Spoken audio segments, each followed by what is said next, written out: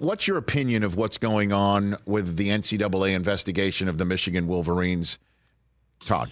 Well, it's interesting because the story today is a lot different than it was when we went on the air Saturday in terms of more information or more evidence, supporting these allegations. I think I heard you say it a little bit earlier. My opinion is, look, everybody's trying to steal signs. I mean, this is not new. It's not uncommon. Everybody's looking for some form of competitive advantage, whether they're doing it off of game film of previous games or in game as the game is unfolding. That's why teams are constantly changing their signals through the course of the season, because they know this is happening. It's a common practice. It's not illegal.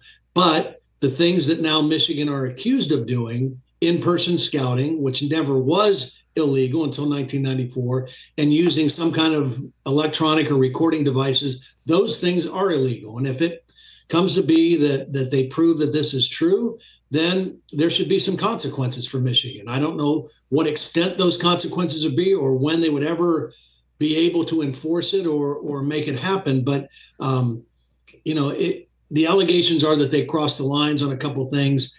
And if that's true, then there should be some consequence for it. However, and I said this on the air, I don't think this should take away anything of how good this Michigan football team is, how talented they are on both sides of the ball, how much depth they have at all three levels of their offense and defense. This is an outstanding football team that is playing great football. And I really don't think stealing signs, or if they were able to ascertain signals, is making that much of a difference, if any, in how they've played this year. Now, Michigan State might not have the firepower on either side of the football right now to affect the, removal of whatever system Michigan had removed by this story last week in terms of points on the scoreboard or even wins and losses.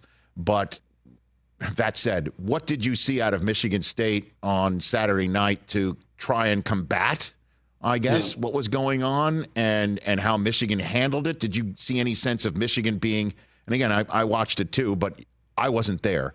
Anything that you saw from Michigan that did see out of sorts because their system of sign stealing got ripped out from root and branch by the NCAA and everything else this past week?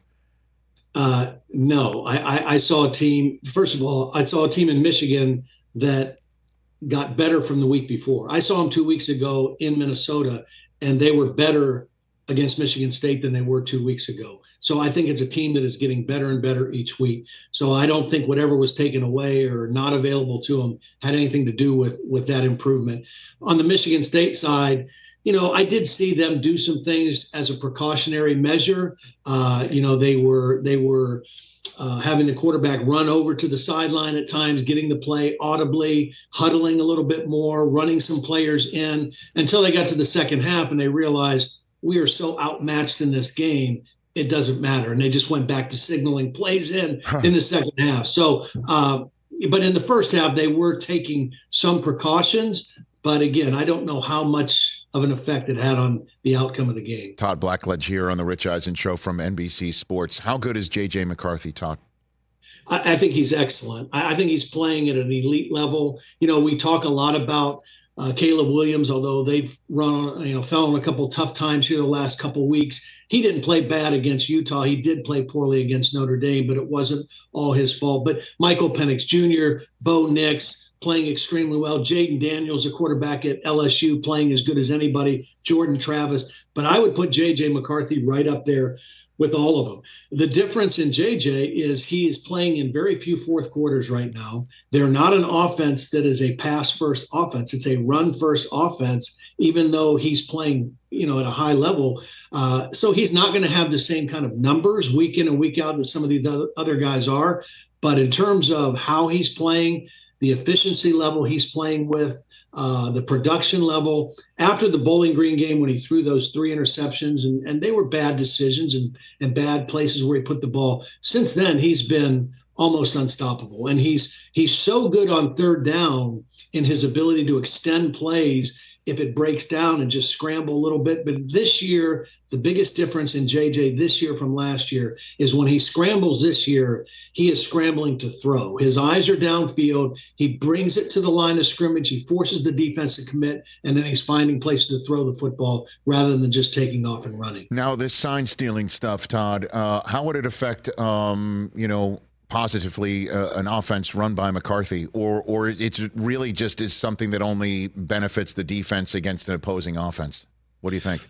Yeah, I would say it probably benefits a defense more than an offense, because again, and that's why, again, I don't know how much of an effect it has. Even back in the day when Clemson was championship level and Brent Venables was the defensive coordinator at Clemson, and he had kind of a reputation. People thought he was able to steal signs and was really good at picking those things up. The problem still is, okay, maybe you know the sign. How quickly can you communicate that to the guys on the field?